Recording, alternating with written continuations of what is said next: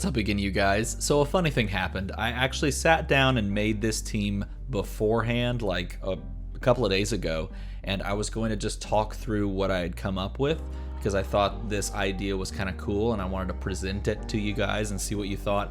And then I didn't save it.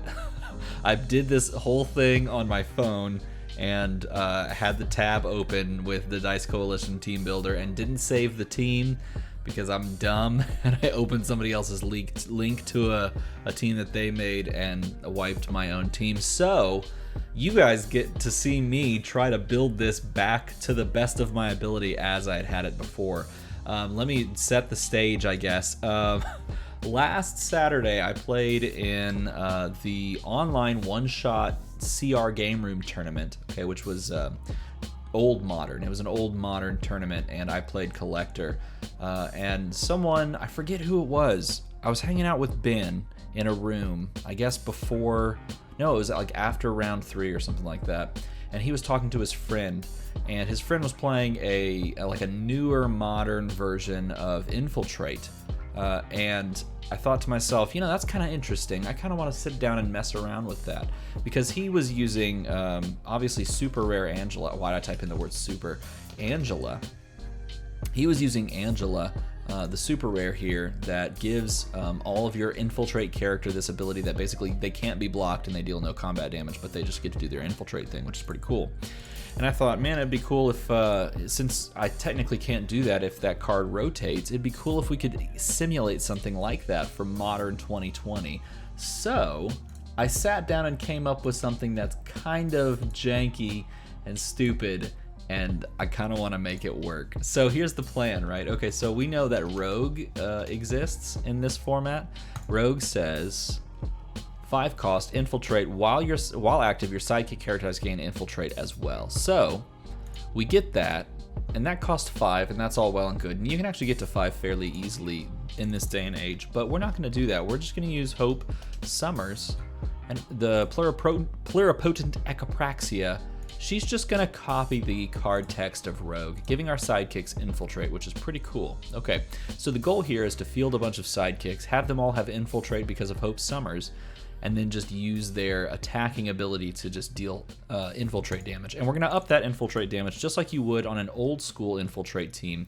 We used to be able to use Black Widow, the Widow's Bite. No, it wasn't the Widow's Bite. It was Black Widow what? I forgot the subtitle. Black Widow. Or maybe it was the Widow's Bite. No, that's that one. Spider's Bite. Okay, same thing. We used to be able to use this one, and it would deal an additional damage. But because that rotated, or will rotate, I guess, coming soon to a rotation near you, we have to use Black Viper. At least they kept it with like the black thing going. I think that's kind of cool.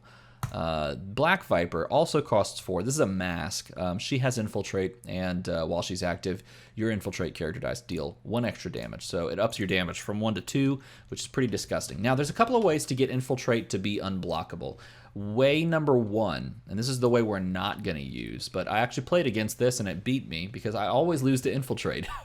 Maybe I should just be better at the game. I don't know. But here's one way to do it. They used Cloak of Elvenkind, and I actually am going to put Cloak of Elvenkind on here. They used this because it increases Infiltrate damage by 1. It costs 2. It has a nice little global here that keeps your opponent from blocking it. But mainly they comboed it with... Where is that guy? I forgot the name of the guy right off the top of my head. He's from the new set. I can just literally select it, can't I? None, and then nope. Trouble in Waterdeep. No, really? Zentarum? Kuatoa. Why couldn't I think of the Kuatoa? This guy. Okay, so here's a way you could do it. You take the obscure keyword on this. You play the Cloak of Elvenkind, attaching it to Kuatoa, right? This is a way that you could do it. And all of a sudden his Infiltrate damage is going to deal 2, and he's unblockable, so technically it's like a single proc on 1 character for that super rare Angela. He can't be blocked. You can choose to pull him back with Infiltrate. He deals 2 damage. It's pretty cool. We are not going to do that, however, because we are just going to try and make our sidekicks unblockable, not unblockable. Try and make our sidekicks have Infiltrate, and then make it hard for them to be blocked. So The way that I had this set up was with Seth Rollins hybrid athlete. Okay, when he attacks, all sidekicks must block a Seth Rollins superstar die. So if our opponent just decides to go wide with their sidekicks, fielding a bunch of their sidekicks, trying to make it to where they can block more easily my wide board, because the goal here is to have a wide board, then all of a sudden, you know, we can pull all the sidekicks that would be blocking our sidekicks and then just push with our sidekicks and have that little clock going, which is pretty cool. So we include that one on there just in case we want to be able to push all of our sidekicks. A little bit extra damage. Now, you might think, well, what's good with sidekicks? Well, there's a couple of things that you can do. You could actually just go the instant war route, and that's a 3 cost. You could do instant war, and then you draw your sidekicks out of your bag. That's one way to do it. I think we could consider that. And then if you're doing that, you might as well try and get those instant wars cheaper and quicker. So you could run like, what's it called? The Thor Global. Every problem is a nail. Pay a bolt once per turn. The next action die you purchase this turn costs 2 less. So all of a sudden your instant wars are now costing 1, which is pretty cool after you pay a bolt. So net 2 technically.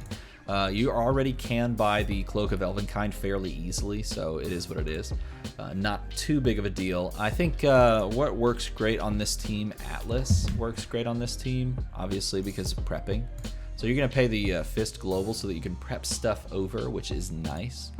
Technically already we have 6 out of our 8 cards in both of our basic actions. So if you're thinking about what you would do to start this game off, I think we'd probably want like an Infiltrate character on here besides just the ones that we have here. Technically we can buy up Hope after Hope after Hope, and she can be our 3-cost Infiltrate character. What 2-cost Infiltrators are there? Before we kind of talk through the game plan. Infiltrate.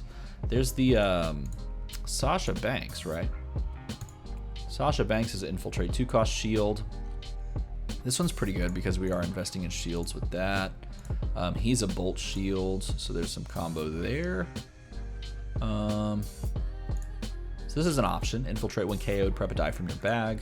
There's just the straight up 2-cost Bolt Infiltrate, which also has some energy synergies because that provides you the bolts to get your Seth Rollins more easily if you miss, plus the shields from Hope.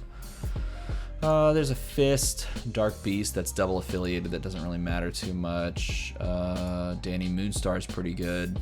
She's an X-Men character, but you're not going to be really copying her. There's a Grey Hunter that's too expensive to field, and this one I thought about as well, Kree Soldier that's got Swarm and Infiltrate that acts as sort of a pseudo ramp option. Might as well put that on there, right? Seems pretty good. What is the other? No, I like this one. I like this one. Okay, so we have a way to prep things. We could consider putting like a Clayface on here. We could consider, if we do put a Clayface on here, it allows us to like buy a 2-drop, Clayface it in, buy the second 2-drop. It loads our bag up really quickly with Infiltrate characters, which is kind of the point, right? And we are kind of going wide. The goal here is to go wide. Load up on Instant Wars, use Instant War to thin the bag. That seems pretty good. Maybe it's just better for a ping, like a board ping. You know, it's always good to have multiple targets for Hope Summers to copy. Maybe you do run, maybe you cut something. Maybe you don't do this when he attacks, all sidekicks block him. And instead of doing that, maybe you just... No, you can't do the Hope Rachel thing because then it's going to KO all of your stuff that you're going to attack. Unless you do it on their turn. Do it on their turn and then roll all your stuff back. But we're trying to give sidekicks. So we do kind of need some way. Maybe a ping is the right thing to do. Maybe you do... Look, here's an option. You go the Dreadnought route. Oh, he's not a 2-drop. You can get Venerable Dreadnought and give all of your stuff range. So then... Maybe this is better than Seth Rollins. Yeah, I think so. Custodian of Knowledge is solid card. He's a 4-drop shield character. We already have the shield synergy with Hope Summers. It makes a ton of sense. Maybe then we swap out this one for the... Swap out this one for the other one. For the 2-drop. It does provide fists, though. I don't know. I could go either way with this one, really. Character dice have range 1. So if we go wide with our character dice, we can just pop them out, KO all of his stuff. All those sidekicks that we prepped.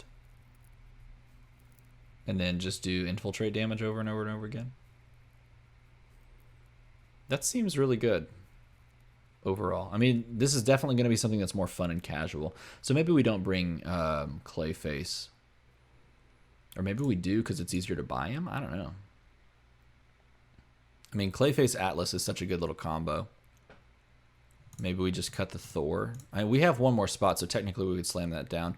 What would be the buy order here? You'd turn 1, going second, buy a Hope, field a Sidekick. Turn 2, that's 4 dice in the used pile. Turn 2, buy another Hope, prep. Yeah. So prepping would roll your 2 Hopes. You don't technically need 2 Hopes, do you? Maybe turn 2, instead of buying a Hope, you buy Instant War prep. That seems good. Buy an Instant War and prep. So you don't even need the Clayface at that point so far. You do need a Clayface if you don't roll a Sidekick turn 1. So turn 2, Instant War prep. Roll both. Roll an Instant War and roll Hope Summers. Hope Summers is going to be free to field unless you roll the top side. Copy Rogue's text. All of a sudden you have 3 or 2 sidekicks. They have 2 or 3 sidekicks. You attack with everything and start the clock. Nah, you probably leave it in the field. Maybe you roll this as 2 energy and you, on that same turn that you roll 5 dice, buy a Black Viper. Something like that. Or buy the Venerable Dreadnought. And then go from there. Could also just go like Kree Soldier, try to invest in Swarm. It's definitely slow, but it's fun, and I like that. Maybe you just invest in stuff that doesn't let you, like, keeps you from dying. Maybe you cut this and you go like, what allows me not to die? What allows me not to die? What kills you lately? What if you do Tyrell? Because he's a, no, he's a mask. It won't load. Well, if I click it, will it load? No, it's like stuck. Look at that. That's weird. Tyrell's a 4-drop mask, which so is Black Viper. But if you want this, you need to be able to like spin him back up. So then you cut something here. Maybe you cut the Cloak of Elvenkind, and you run Energy Field. He's good because no matter what you run up against, as long as he survives to when you're actually dealt the damage, like with any of those characters that deal damage, as long as he survives to that and is still on the board, you can spin him down and then you don't take that damage, which is sweet. So he's pretty good with Energy Field on there. And Energy Field doesn't provide you much except the global, which is why you would spin the card slot to put it on there. This is a fine little thing. And then maybe you do like Big E for big hits. I don't know. You know what I do? I do really like pings. We have a ping. I don't know what I'm saying. We have a ping. This kind of covers the same base. I wonder if there's anything else that we can slot in here. So again, the game plan for this kind of a team would be to get your Hope to copy this to give your sidekicks Infiltrate. You also have Infiltrate here.